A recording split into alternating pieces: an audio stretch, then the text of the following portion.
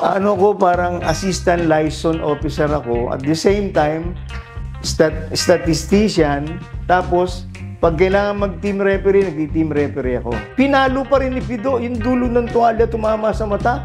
Hinabol kami dalawa, doon kami sa oval. Takbo kami sa oval, sa ultra. Ako lang kasi yung ako lang yung staff na na under sa 4 na Grand Slam coaches.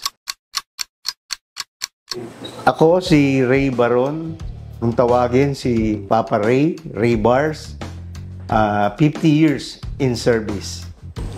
Nung nagsimula ako, 1975, actually yung uncle ko, yung tito ko, team manager ng Great Taste ng Enrich. So, pinasok niya ako ron. Kala ko nun nga, sandali lang. After that, sa office na . Pero hindi, nagtagal ako dito sa trabaho to, medyo nasarapan kasi masaya pag nasa team . Actually, from 1975, Enrich, Presto Ice Cream, Great Taste, Tibuli, Tibuli. Pero iisang companies lang yun. Gokong Ways franchise yun. Ano ko, parang assistant liaison officer ako. At the same time, statistician. Tapos, pag kailangan mag-team referee, nag-team referee ako. Start sa Presto. Yun.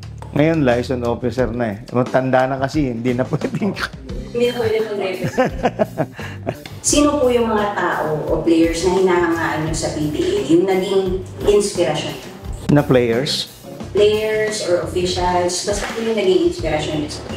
Noong time na yun sa players, Abby King, Alan Kaydik, siyempre. Parang mga kapatid natin yan .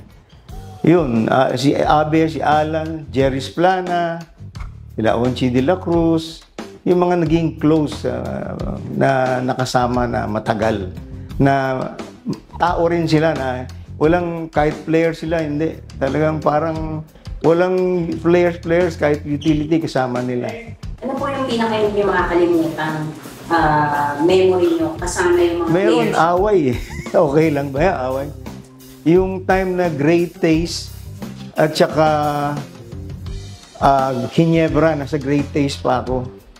Ang nangyari, parang nagkagulo sila. Atoy, nasa amin, nasa Great Taste. Nagkagulo sila, rambulan. Tapos yung si Joe Ward ang import nila.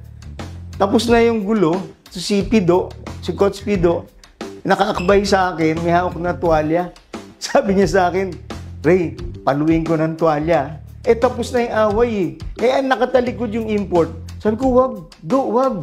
Ang laki niyan . Sabi ko, pinalo pa rin ni Pido, yung dulo ng tuwalya tumama sa mata. Hinabol kami dalawa, doon kami sa oval. Takbo kami sa oval, sa ultra kasi yun . Takbo kami dalawa sa oval, sa gitna. Tawa kami ng tawa. Yun, yung mga memories na gano'n, hindi mo makalimutan minsan hanggang ngayon, pag nagkasama-sama, kwentuhan pa rin, ganun, yun pa rin .